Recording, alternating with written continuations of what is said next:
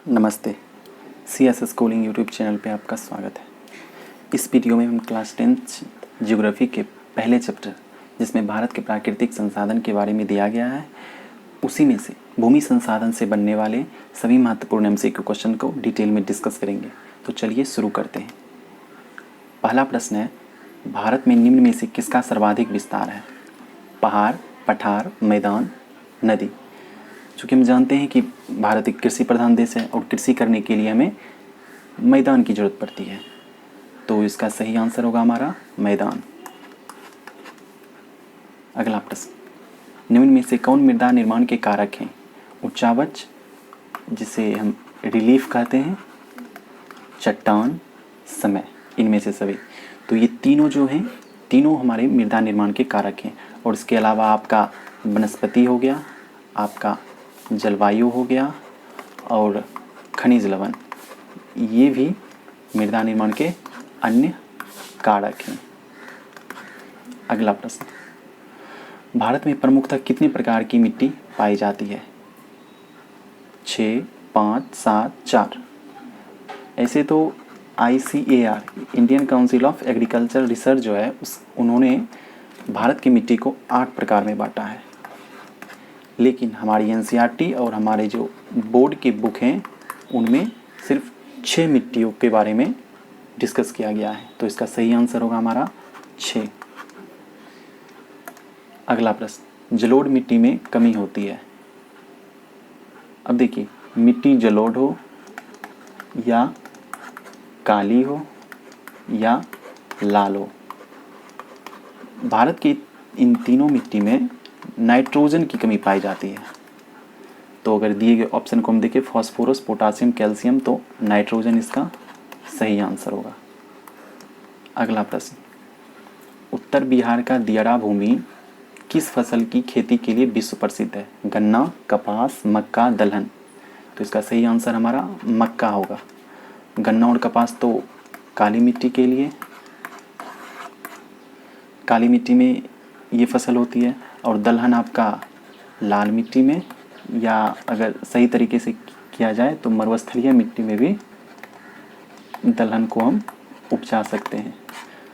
और दियारा भूमि तो ये यहाँ जलोढ़ मिट्टी पाई जाती है, तो आपका सही आंसर मक्का होगा। 6वां नंबर प्रश्न, निम्न कथनों में से असत्य कथन चुनें। पुरानी जलोढ़ मिट्टी को बांगर कहते हैं, नई जलोढ़ मिट्टी को खादर कहते हैं, बांगर में कंकड़ और बजरी की मात्रा अधिक होती है, बांगर मिट्टी खादर से ज़्यादा उपजाऊ होती है। अब देखिए, जलोढ़ मिट्टी को 2 प्रकार में बांटा गया है। एक आपका हो गया खादर और एक हो गया बांगर।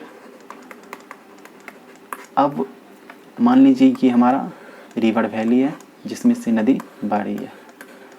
अब बाढ़ आई तो इस नदी का जल स्तर ऊपर उठेगा, तो ये आसपास के क्षेत्रों में फैल गई। अब फिर कुछ महीनों के बाद बाढ़ चली जाती है, तो यहाँ से पानी रिसीड कर गया। अब पानी तो चला गया, लेकिन इसने अपने साथ जितने भी मिट्टी लाए थे वो यहीं छोड़ गया।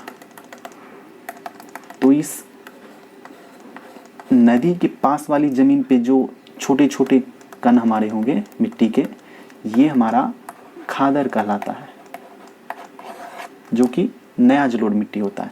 और यहीं से अगर दूर चलते जाइएगा तो आपको मिट्टी के जो कण होंगे उसका साइज बढ़ता नज़र आएगा, जो कि हमारी पुरानी जलोढ़ मिट्टी है, जिसे हम बांगर कहते हैं। अब अगर कन्फ्यूज़न हो कि नया खादर होगा या बांगर होगा, तो एक चीज़ आप याद रखिए, पुराना मीन्स ओल्ड, ओल्ड मीन्स बूढ़ा, और देख लीजिए बांगर, दोनों बौ से शुरू होता है। तो अगर बौ से याद आ जाए बूढ़ा, तो समझ जाइएगा बांगर हमारी पुरानी जलोढ़ मिट्टी है। अब ऑप्शन पे चलते हैं। पुरानी जलोढ़ मिट्टी को बांगर कहते हैं, सही ऑप्शन है। नई जलोढ़ मिट्टी को खादर कहते हैं, सही ऑप्शन है। बांगर में कंकड़ और बजरी की मात्रा अधिक होती है, ये भी हमारा सही है। बांगर मिट्टी खादर से ज़्यादा उपजाऊ, ये ऑप्शन हमारा गलत हो गया, क्योंकि इसमें मिट्टी का जो कण है उसका साइज़ बड़ा है और यहाँ पे बहुत फाइन पार्टिकल्स पाए जाते हैं, मतलब महीन महीन, जो कि खेती के लिए ज़्यादा उपजाऊ होते हैं। तो इस क्वेश्चन का हमारा सही आंसर हो जाएगा ऑप्शन नंबर डी। चलिए अगले प्रश्न, कपास की खेती के लिए सबसे उपयुक्त मिट्टी कौन सी है? अब देखिए, कपास की खेती के लिए नमी सबसे ज़्यादा जरूरी होती है, मिट्टी में नमी बनाए रखे। तो इन चारों मिट्टी जलोढ़, लाल, पीली, काली और पर्वतीय में काली मिट्टी ऐसी है जिसमें नमी बनाए रखने की क्षमता सबसे ज़्यादा होती है। तो कपास की खेती काली मिट्टी में होती है, इसी वजह से इसे काली कपासी मिट्टी भी कहते हैं। अगला प्रश्न, काली मृदा का दूसरा नाम क्या है? बलुई मृदा, रेगुर मृदा, लाल मृदा, पर्वतीय मृदा। अब देखिए, बलुई मृदा हो गया, लाल मृदा हो गया, पर्वतीय मृदा हो गया, ये तीनों तो मृदा के ही दूसरे प्रकार हैं। तो काली मृदा का तो ये होगा नहीं, तो इसका सही आंसर होगा रेगुर मृदा। अगला प्रश्न, निम्न में से कौन से पोषक तत्व काली मृदा में प्रचुर मात्रा में पाए जाते हैं? अभी हमने जाना कि चाहे वो जलोढ़ मिट्टी हो, काली मिट्टी हो, लाल मिट्टी हो, नाइट्रोजन की कमी तो उसमें पाई जाएगी ही। तो अब ऑप्शन ए और ऑप्शन बी खुद ब खुद एलिमिनेट हो गया। अब बचा है हमारा कैल्शियम, फास्फोरस, पोटासियम। अब देखिए, काली मिट्टी में नाइट्रोजन के अलावा हमारे फास्फोरस की कमी पाई जाती है और इसके साथ साथ ह्यूमस की भी कमी पाई जाती है। तो 3 भी नहीं होगा, तो सिर्फ 2 और 4 जो हैं वो, मतलब कैल्शियम और पोटासियम जो हैं काली मृदा में प्रचुर मात्रा में पाए जाते हैं। तो इसका सही आंसर होगा ऑप्शन नंबर सी। अगला प्रश्न, नमी धारण करने की क्षमता किसमें सर्वाधिक होती है? अभी हमने 1 या 2 क्वेश्चन पहले डिस्कस किया था कि नमी धारण करने की क्षमता काली मिट्टी में सबसे ज़्यादा होती है। तो इसका सही आंसर हमारा होगा काली मिट्टी। और काली मिट्टी को रेगुड़ मिट्टी भी कहते हैं और इसमें कपास की खेती बहुत अच्छे तरीके से होती है। चलिए अगला प्रश्न, काजू की खेती के लिए सबसे उपयुक्त मृदा है? तो देखिए, जलोढ़ मिट्टी, लाल पीली मिट्टी, लेटराइट मिट्टी, काली मिट्टी। तो काजू की खेती होती है हमारे सदर्न एरिया में बहुत अच्छे से होती है। और सदर्न एरिया में हमारा जो लेटराइट मिट्टी है, लेटराइट मिट्टी काजू के लिए सबसे ज़्यादा उपयुक्त है। सिर्फ काजू के लिए नहीं, लेटराइट मिट्टी का उपयोग केरल और तमिलनाडु में उच्च तकनीक की मदद से चाय और कहवा की भी खेती इसी लेटराइट मिट्टी पे किया जाता है। तो काजू की खेती के लिए सबसे उपयुक्त मृदा हो गई लेटराइट मिट्टी। अगला प्रश्न, पर्यावरण संतुलन बनाए रखने के लिए कितने प्रतिशत भूभाग पर वन वांछित हैं? वांछित मीन्स जरूरी हैं। 25%, 20%, 30%, 33%। तो इसका सही आंसर होगा हमारा 33%। अब देखिए, हमारे भारत में 33% से कम भूभाग पे वन है। अब इस लक्ष्य को प्राप्त करने के लिए हमारा एक नेशनल फॉरेस्ट पॉलिसी या राष्ट्रीय वन नीति 1952 अपनाया गया था, जिसके तहत ये लक्ष्य रखा गया था कि हमारी जितना भी हमारा जियोग्राफिकल एरिया है उसका 33% भाग पे हमें वन लगाना है, कम से कम उतना होना चाहिए। लेकिन सबसे जो लेटेस्ट रिपोर्ट हमारी आई थी, जो फॉरेस्ट सर्वे ऑफ इंडिया के द्वारा आया था, India state of forest report, इसमें 24.56% भूभाग पे ही हमारा वन है, जो कि 33% से बहुत अभी कम है। तो अभी हमें इस लक्ष्य को प्राप्त करने के लिए भी बहुत समय और लगेगा। अगला प्रश्न, जल क्रांतता वाटर लॉगिंग के संदर्भ में कौन से कथन सत्य हैं? यह अतिसिंचन से उत्पन्न समस्या है, इससे मिट्टी में अम्लीयता गुण बढ़ जाता है, यह ग्लोबल वार्मिंग में सहायक है। तो देखिए, वाटर लॉगिंग किसे कहते हैं? मान लीजिए ये आपका फ्लैट लैंड है और यहाँ पे पानी आए, पानी जम गए। अब इस मिट्टी को जितना पानी चाहिए था वो तो ये सोख लेगा, लेकिन जो ये पानी की जो अधिकता यहाँ हो गई, इसकी वजह से क्या होगा कि यहाँ जो पेड़ पौधे लगे हुए हैं उनके रूट्स को ऑक्सीजन नहीं मिलेगा। अब वो ऑक्सीजन नहीं ले पाएंगे और इसमें जो इसके जो रूट्स हैं वो आपका एक्सेस नाइट्रोजन जो है N2O के रूप में वायुमंडल में छोड़ने लगेंगे। तो इससे आपका ये तो हमारा ग्लोबल वार्मिंग बढ़ाने में सहायक है, क्योंकि ये ग्रीन हाउस गैस है। तो यह थी सिंचन से उत्पन्न समस्या है। हाँ, सही ऑप्शन है। इससे मिट्टी में अम्लीय गुण बढ़ जाता है। अब देखिए, जब भी हम किसी भी मिट्टी में पानी ज़्यादा डालेंगे तो उसमें लवणीय गुण बढ़ेगा, उसकी लवणता बढ़ेगी या उसकी सैलिनिटी बढ़ेगी, और ज़्यादा पानी डालने से इसमें क्षारीय गुण भी बढ़ जाता है। तो ये दोनों गुण बढ़ता है हमारा, इंक्रीज करता है, ना कि अम्लीय गुण। तो ये ऑप्शन आपका गलत हो जाएगा। यह ग्लोबल वार्मिंग के सहायक है, तो हाँ ये भी सही ऑप्शन है। तो ऑप्शन नंबर 2 छोड़ के सिर्फ ऑप्शन नंबर 1 और 3, ऑप्शन नंबर डी हमारा सही आंसर है। अगला प्रश्न, सोपानी कृषि किस राज्य में प्रचलित है? तो सोपानी कृषि देखिए, सोपानी कृषि सीढ़ीनुमा कृषि को कहते हैं। तो ये हमारा सिर्फ पहाड़ी इलाके में ही संभव है। अब देखिए, पंजाब और हरियाणा ये तो हमारा दुआब क्षेत्र है, बिहार का मैदानी भाग। अब देखिए, ये तो हमारा ये भी मैदान है, तो ये तीनों हमारा मैदानी क्षेत्र हो गया। तो ऑप्शन उत्तराखंड जो बचा है वो हमारा सही आंसर होगा। अब सोपानी कृषि में क्या करते हैं, देखिए ये मान लीजिए हमारा पहाड़ है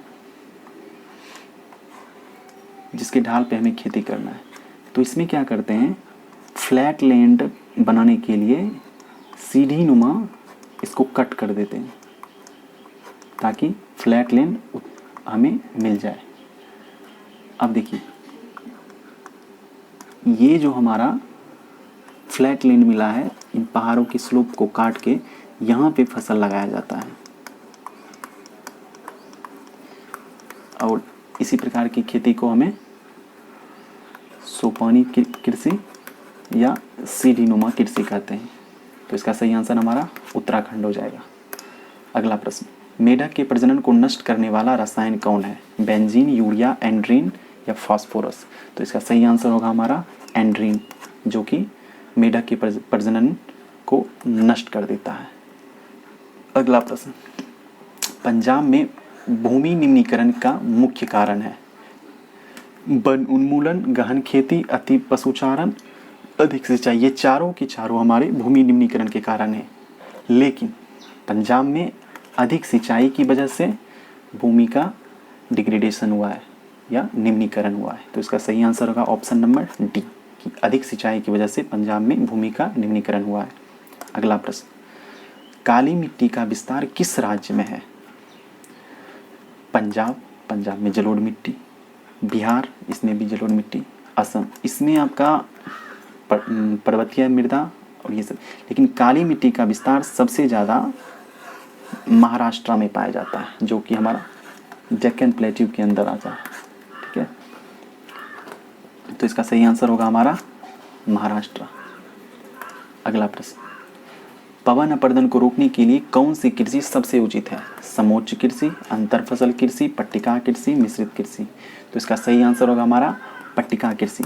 अब इस पट्टिका कृषि में क्या किया जाता है, मान लीजिए ये आपका खेत है और इस खेत में अलग अलग हाइट के जो फसल लगने वाले वो हम लगाते हैं। मान लीजिए यहाँ एक टाइप की फसल यहाँ लगाए, टाइप ए का, जिसकी हाइट इतनी है। अब इसके बगल में दूसरे टाइप का फसल लगाए जिसकी हाइट इतनी होगी। अब अलग अलग टाइप के जो, और इनका मैच्योरिटी पीरियड भी अलग अलग होता है, मतलब इनकी कटाई अलग अलग समय होगी। तो हम मान लीजिए बी मैच्योर हो गया तो इसे काट लेंगे, लेकिन ए और सी को छोड़ देंगे ताकि जो यहाँ से हवा चलेगी वो इस खेत की मिट्टी को उड़ाकर दूसरी जगह ना ले जा पाए। तो पट्टिका कृषि का बस एक ही गोल है कि साल की किसी भी महीने में खेत को खाली ना छोड़ा जाए। और यहाँ पे आपका अंतर फसल कृषि और मिश्रित कृषि, ये दोनों, इन दोनों में 2 या 2 से अधिक फसल लगाए जाते हैं। मिश्रित कृषि में आप कोई भी फल या फसल कहीं भी आप लगा दें, लेकिन अंतर फसल कृषि में बराबर रेशियो में बराबर दूरी पर सारे फसल लगाए जाते हैं। और हमारा समोच्च कृषि, ये भी आपका हिली एरिया में होता है। मान लीजिए ये आपका पहाड़ है, पहाड़ी एरिया है। अब इस पहाड़ी एरिया में अब क्या करोगे आप कि ये आपका ढलान है। अब इस ढलान के परपेंडिकुलर यहाँ जुताई की जाती है ताकि यहाँ पे मेड़ बनाया जा सके। अब ये मेड़ क्या करेगा, यहाँ से अगर पानी चला, अब चूंकि ये ढाल पे है तो इसका स्पीड बहुत ज़्यादा होगा, तो ये मेड़ इसके स्पीड को कम करता जाएगा और कुछ पानी यहाँ रुक जाएंगे और जो पानी आगे बढ़े वो ये मेड़ रोक देगा। तो ये कंटूर बना के हम हिली एरिया में खेती करते हैं ताकि मृदा के अपरदन को भी रोका जाए और मिट्टी में हमारी नमी भी बरकरार रहे। अगला प्रश्न, भारत में किस मृदा का सर्वाधिक विस्तार है? अब देखिए, पहला प्रश्न हमारा था कि जिसका आंसर हमारा था कि भारत में मैदान सबसे ज़्यादा है। अब मृदा की अगर बात की जाए तो जलोढ़, काली, लाल और लेटराइट, इन चारों मिट्टी में से जलोढ़ मिट्टी जो आपकी होगी उसका विस्तार सबसे ज़्यादा है। अगला प्रश्न, लाल तथा लेटराइट मिट्टी का रंग लाल किस वजह से होता है? तो अगर सामान्यतः देखा जाए तो किसी भी चीज़ का रंग लाल इसकी उपस्थिति की वजह से होता है, Fe, जिसे हम लोहा कहते हैं। तो इसका सही आंसर होगा लोहा। अब लाल मिट्टी भी लोहा और लेटराइट मिट्टी भी लोहा, फिर भी इन्हें 2 कैटेगरी में क्यों बांटा गया? इसके पीछे एक रीजन, यहाँ पे एक पोषक तत्व है जिस एल्यूमिनियम जो होगा वो लेटराइट में पाया जाता है, लेकिन लाल मिट्टी में ये अनुपस्थित होता है। तो अब कैसे याद रहेगा कि ये एल्युमिनियम लेटराइट में पाया जाएगा या लाल में पाया जाएगा? तो देखिए, लाल मिट्टी रेड, लेटराइट मिट्टी लेटराइट। अब देखिए एल्युमिनियम Al किस में है, देख लीजिए Al ये लेटराइट में है, तो इसके थ्रू आप इसे याद रख सकते हो कि एल्युमिनियम आपका लेटराइट में हुआ और रेड में एल्युमिनियम नहीं पाया जाता है। Thank you.